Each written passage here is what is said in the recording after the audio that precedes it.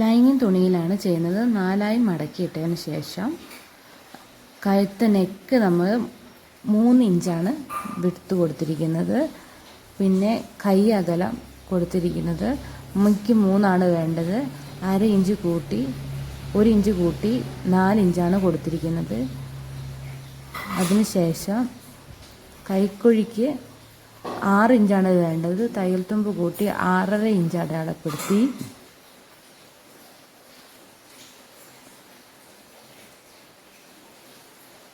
ശേഷം ഒരു സ്കെയിൽ വച്ച് നീളത്തിൽ നമ്മൾ 6.5 ഇഞ്ചിൽ നിന്ന് വരയ്ക്കുക.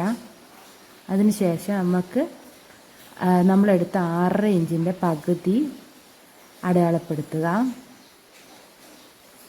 അതിനുശേഷം നമ്മുടെ ബോഡീന് എത്രയാണ് അതിനെ 4/1 അടയാളപ്പെടുത്തുക. എനിക്ക് കിട്ടിയത് 40 40ൻ്റെ പകുതി 10.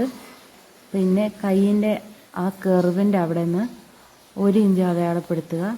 അതിനുശേഷം ആം ഹോൾ കർവ് വെച്ച് ഈ 3 പോയിൻറ്റും ജോയിൻ്റ് ചെയ്ത് വരയ്ക്കുക.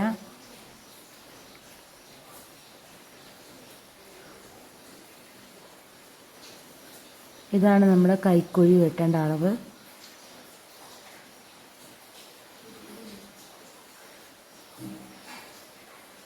അതിനുശേഷം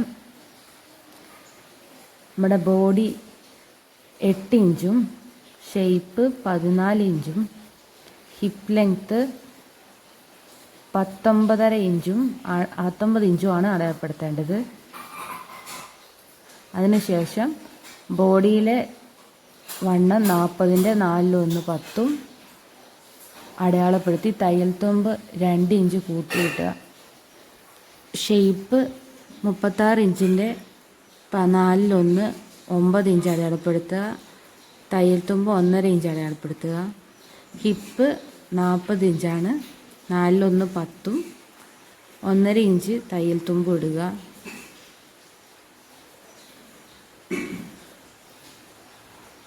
അതിനുശേഷം ഈ കിട്ടിയ 3 പോയിൻറ്റും ഒരു സ്കെയിൽ ഉപയോഗിച്ച് ജോയിൻ ചെയ്യിപ്പിക്കുക.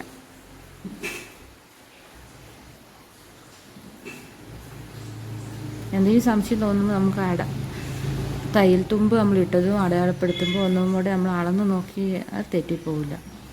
അതിനുശേഷം നമുക്ക് കറക്റ്റ് അളവ് കിട്ടിയിട്ടുണ്ട്. അതിനുശേഷം നമുക്കിനി സൈഡ് ഓപ്പണിൻ്റെ ലെങ്ത്താണ് നോക്കേണ്ടത്. ഇവിടെ എനിക്ക് വേണ്ടത് സൈഡ് ഓപ്പൺ ലെങ്ത്ത് 24 24ലെ 2/1 12 വേണ്ടത്. 12 അടയാളപ്പെടുത്തുക.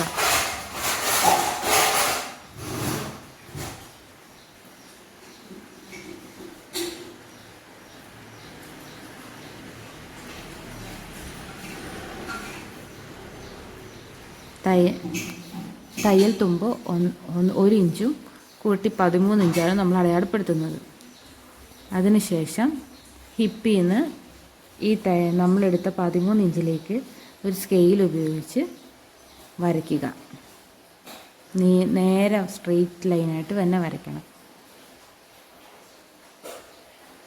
അതിനുശേഷം നമ്മൾ വരച്ച ആ വരയിൽ കൂടെ കത്രി ഉപയോഗിച്ച് ക്ഷമയോടെ വെട്ടുക.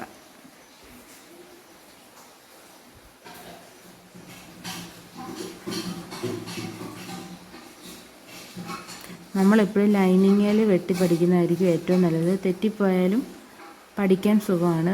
നേരെ നമ്മൾ ഇപ്പം ചുരിദാർ തയ്ക്കാൻ അറിയാണ്ട് ഫസ്റ്റ് തുടങ്ങുമ്പോൾ തന്നെ നമ്മൾ നല്ല തുണിയിൽ ഒരിക്കലും വെട്ടരുത്.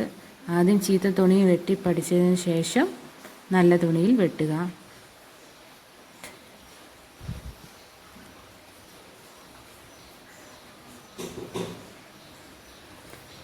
എനിക്കിവിടെ വീഡിയോ എടുക്കാൻ കഷ്ടമായതുകൊണ്ടാണ് ഞാനിപ്പം വലിച്ചിട്ട് കാണിക്കുന്നത്. ഇല്ലെങ്കിൽ നീളത്തിൽ തന്നെ വെട്ടാം. എനിക്ക് പ്രാക്ടീസ് ആയതുകൊണ്ട് കുഴപ്പമില്ല. ഇല്ലെങ്കിൽ നമ്മൾ സൈഡിൽ പിന്ന് കുത്തിക്കഴിഞ്ഞാൽ നീങ്ങിപ്പോവില്ല തുണി. Okay, bye friends.